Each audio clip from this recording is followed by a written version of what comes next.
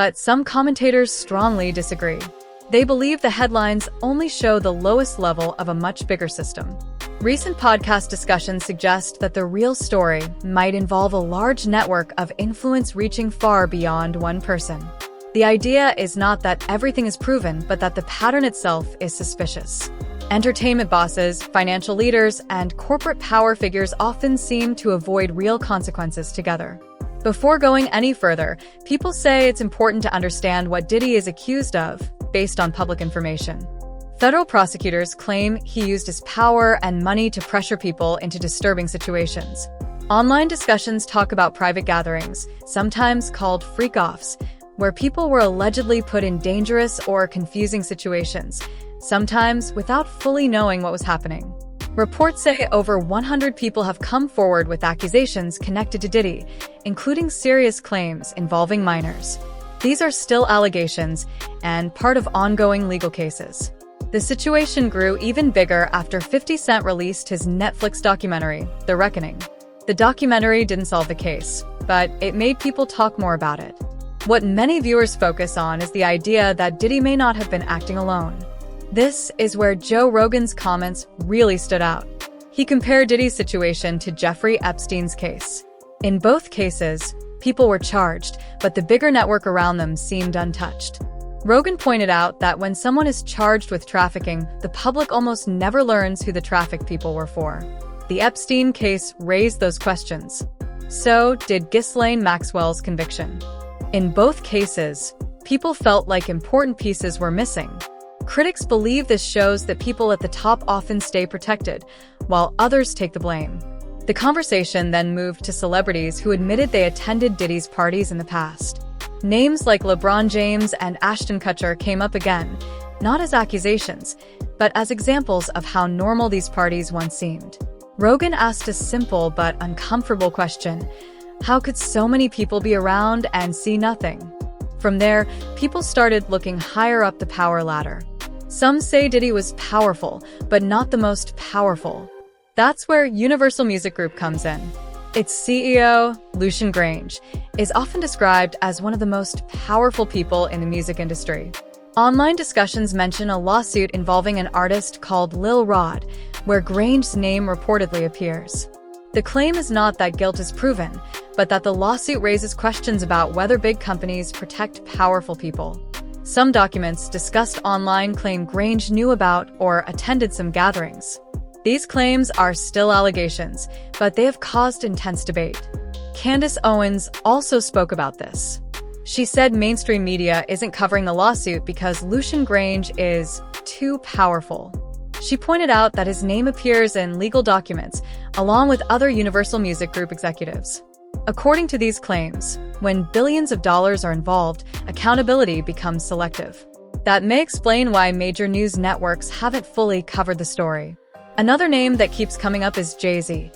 Diddy once said only two people could call him by his real name, Sean, his mother, and Jay-Z. That detail made people wonder how close they really were behind the scenes. Jaguar Wright then entered the conversation. She has long spoken openly about the music industry. In an interview with Piers Morgan, she made serious claims about both Diddy and Jay-Z. After the interview aired, people noticed it became hard to find, which made viewers suspicious.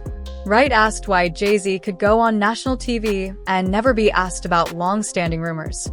She said both men had shaped the industry for decades. People also questioned why Jay-Z's personal lawyer was reportedly connected to matters involving Diddy's case. Jay-Z has never addressed these discussions publicly.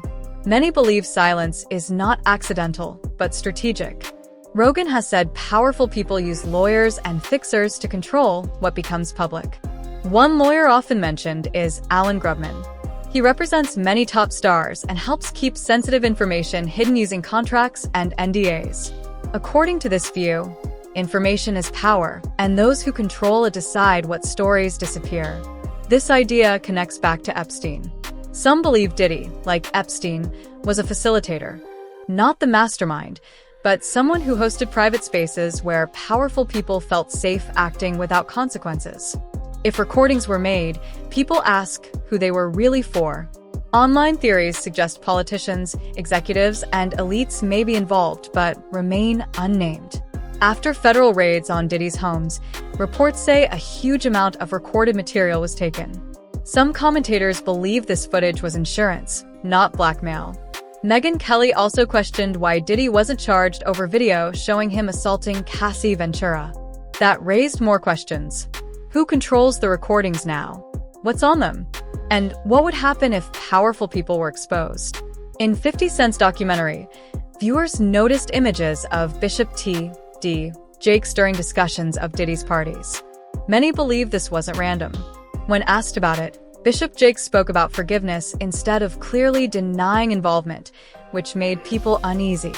Jaguar Wright said if religious leaders were present, it would likely be for access or money.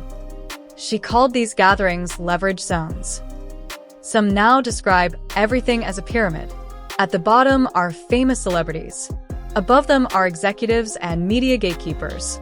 At the top is an unseen layer connecting entertainment, politics, tech, and religion.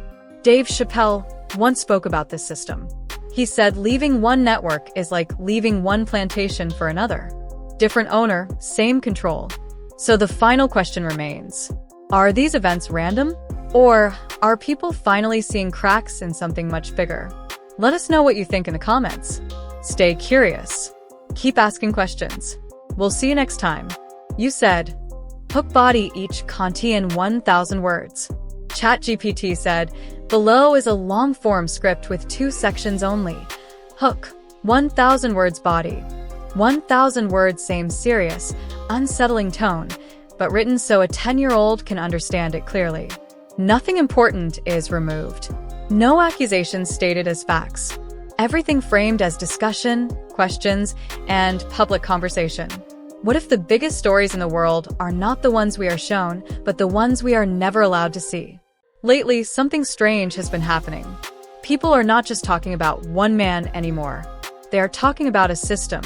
And the more they talk, the more uncomfortable it gets. It all started with public conversations around Diddy's legal troubles. At first, it seemed simple. One powerful celebrity. Serious accusations. A court case. End of story. But then people started listening more closely to what was being said on podcasts, especially on Joe Rogan's show. And that's when the mood changed. Listeners noticed that Rogan wasn't just talking about Diddy. He was asking bigger questions. Questions that made people shift in their seats. Questions that sounded like things you're not supposed to ask out loud. He talked about how cases like this often end the same way. One person goes down. Everyone else walks away. And then the world moves on to the next shocking headline. He compared it to the Jeffrey Epstein case. Epstein was arrested. Ghislaine Maxwell was convicted. But one question still hangs in the air like a dark cloud. If people were being trafficked, who were they being trafficked to? That question alone made people uncomfortable, because it suggests something much bigger than one person. Rogan also pointed out how many famous people openly talked about being at Diddy's parties over the years. It wasn't a secret. It was a joke. Ain't no party like a Diddy party. People said it proudly. Celebrities laughed about it. Interviews showed smiles. Nobody acted like anything was wrong. So Rogan asked a question that many people were thinking but afraid to say. How could so many people be there and see nothing? That question hit the internet like a lightning bolt. Suddenly, people weren't just looking at Diddy. They were looking around him. They were looking above him. They were looking at who had power, who controlled money, who controlled media, and who never seemed to face consequences. Some viewers believe that just asking these questions puts people in danger. Not physical danger necessarily, but professional danger. The kind where interviews disappear. Stories don't get covered. Careers quietly stall. And that's when people started to say, this isn't just about crime. It's about power. Because power doesn't just decide who gets rich. Power decides what gets talked about. Diddy is currently sitting in jail waiting for trial.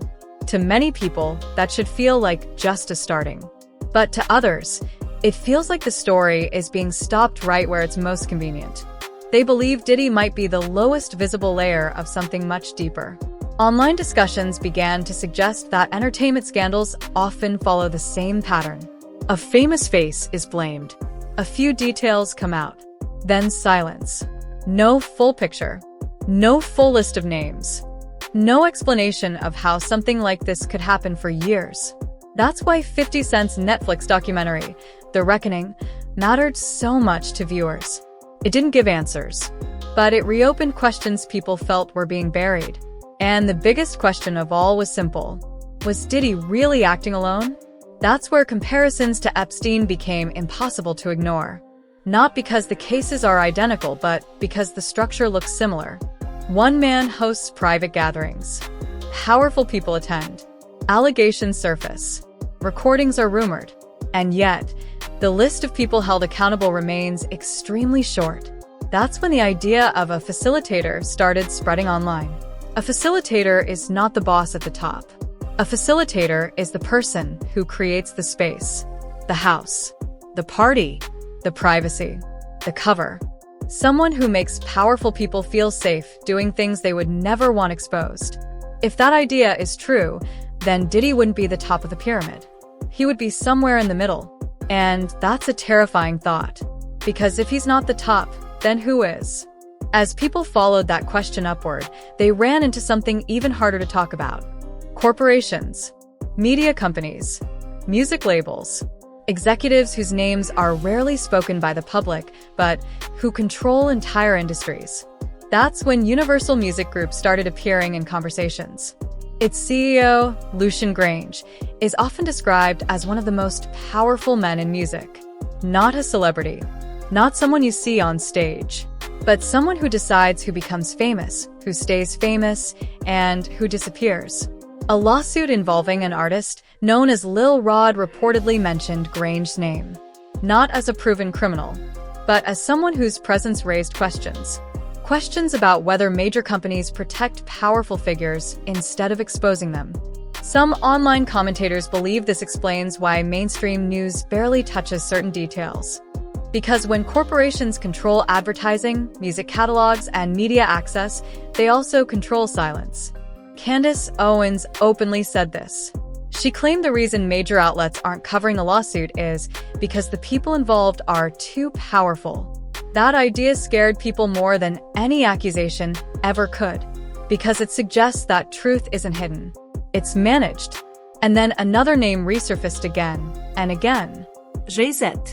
For years, Diddy and Jay-Z were portrayed as brothers, partners, untouchable icons. Diddy once said only his mother and Jay-Z were allowed to call him by his real name, Sean. To many listeners, that didn't sound casual. It sounded deeply personal. That detail made people wonder how close these men really were behind closed doors.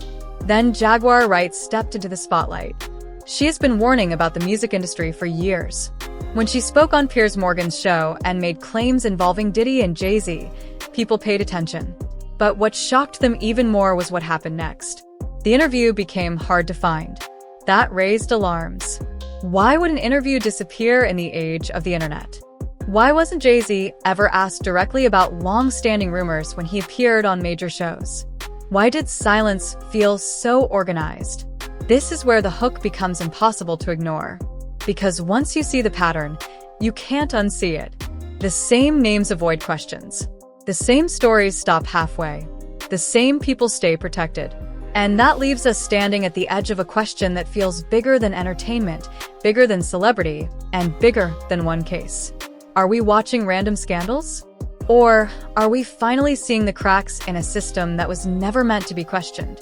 To understand why this conversation feels so heavy, people say we need to slow down and look carefully at the details being publicly discussed. Federal prosecutors accuse Diddy of using his power, money, and influence to pressure people into disturbing situations. Online discussions describe private gatherings, sometimes called freak-offs, where people were allegedly placed in compromising positions, sometimes without fully understanding what was happening. Public reports say more than 100 people have come forward with accusations connected to Diddy, including serious claims involving minors. These are allegations and part of an ongoing legal process, not proven facts. But what made this situation feel different was not just the number of accusations. It was the feeling that something familiar was happening again. People remembered Epstein. In Epstein's case, there were private properties, powerful guests, alleged recordings, then arrests, and then silence. Ghislaine Maxwell went to prison, but the list of clients never became public. Joe Rogan pointed out that pattern. He said when trafficking charges happen, the public is rarely told who benefited. That gap leaves people uneasy. If someone was organizing something illegal, who is it for? That question became the center of everything. When Rogan and others talked about celebrities who attended Diddy's parties, the conversation wasn't about blame. It was about normality. These environments were not secret. They were celebrated. That's what confused people. How could these spaces exist so openly and still be dangerous? From there, attention shifted upward again. To executives, lawyers, gatekeepers. People began discussing the role of powerful attorneys like Alan Grubman. Lawyers who don't just defend clients, but manage information. They write NDAs. They settle quietly. They decide what never reaches the public. According to this perspective, information becomes currency. And those who control it control outcomes. That's why the idea of recordings matters so much. After federal raids on Diddy's properties, reports said investigators seized massive amounts of digital material. Some commentators believe these recordings were not meant for blackmail, but for insurance. Insurance means you don't need to threaten anyone. The knowledge that footage exists is enough. Megyn Kelly raised another question that troubled viewers. Why hasn't Diddy been charged for footage showing him assaulting Cassie Ventura? To many people, that footage seemed undeniable. Its absence from charges made people wonder what else is being protected. Who decides what evidence matters? Who decides what stays hidden? Then, viewers noticed something else. In 50 Cent's documentary, images of Bishop T.D. Jakes appeared during discussions of Diddy's parties. Many viewers didn't believe that was accidental. When Bishop Jakes was questioned publicly, he didn't give a clear denial. He spoke about forgiveness and repentance. That response made people uncomfortable. Jaguar Wright said if religious leaders were present in those circles, it would likely be for access, power, or money. She called these gatherings leverage zones. Other commentators echoed the idea that recordings, if they exist, could eventually surface. And if they do, the conversation would shift from theories to proof. Some researchers now describe everything as a pyramid. At the bottom are public celebrities. Famous, rich, but still controlled. Above them are executives, lawyers, and media bosses who decide careers. At the top is an unseen layer connecting entertainment, politics, technology, and religion. Dave Chappelle talked about this years ago. He said leaving one network felt like leaving one plantation for another. Different owner, same chains. That quote now feels more relevant than ever. Because if someone as powerful as Dave Chappelle felt trapped, what does that mean for everyone else? So we're left with one final question. Are all these stories just coincidences? Or are people finally brave enough to look up instead of just pointing at the person who falls? That conversation is happening right now. And once it starts, it's very hard to stop. If you want, Part 2 even darker tone YouTube ready pacing call to action plus ending thumbnail text hashtags plus keywords. Just tell me eyes, you said. Call to action with conclusion 1000 words ChatGPT said. Below is a call to action plus conclusion 1000 words that matches the same unsettling, serious tone, written so a 10-year-old can understand it, while still feeling powerful and thoughtful. Nothing rushed. Nothing softened. After everything we've talked about, one thing is very clear. This story is no longer just about one person, one case, or one headline. It's about how power works when it doesn't want to be seen. For a long time, people were taught to look at scandals like this in a simple way. Someone famous does something wrong. The news talks about it. The courts handle it. Then everyone moves on. That story makes us feel safe. It makes us feel like the system works. But what happens when the same pattern keeps repeating? What happens when the same questions never get answered? That's why this conversation feels different. Because it's not asking, what did one person do? It's asking, why does this keep happening? And why does it always stop at the same place? Right now, Diddy is facing serious legal accusations. Those accusations deserve to be handled carefully and fairly in court. That matters. But what also matters is the bigger picture people are noticing around this case. People are noticing how stories slow down, how interviews disappear, how certain names are never asked about, how silence seems organized, not accidental. That doesn't automatically mean guilt, but it does mean power is at work. And power doesn't like attention. Throughout history, real change never started because someone at the top decided to be honest. It started because regular people refused to stop asking questions. That's where you come in.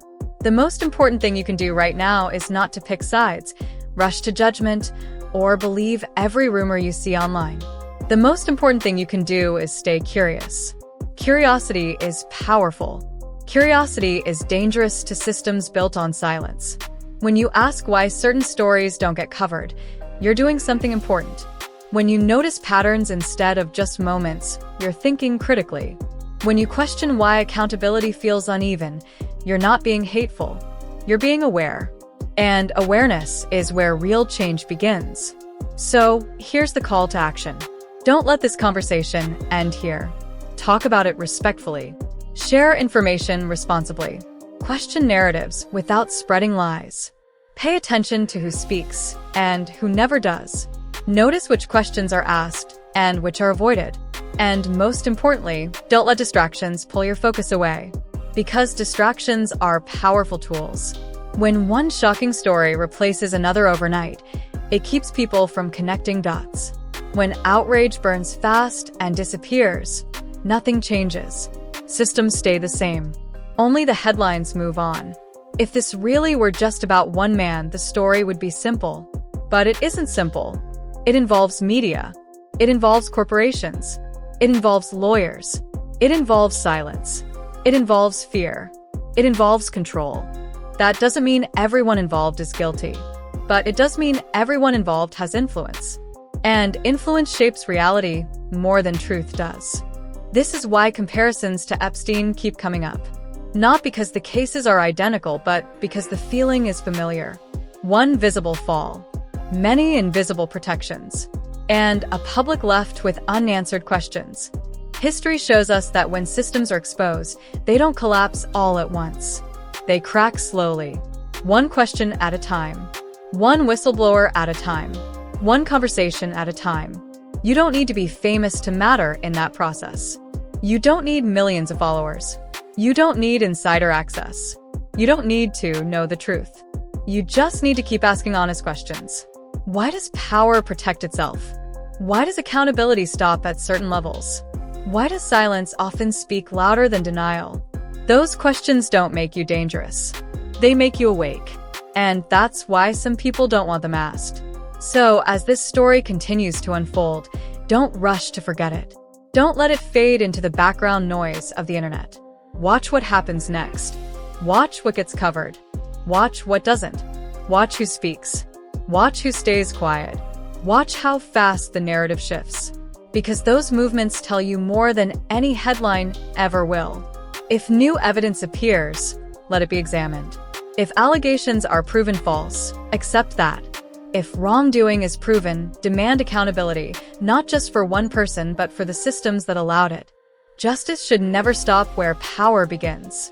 That's the real lesson here. Not anger, not fear, not conspiracy, awareness.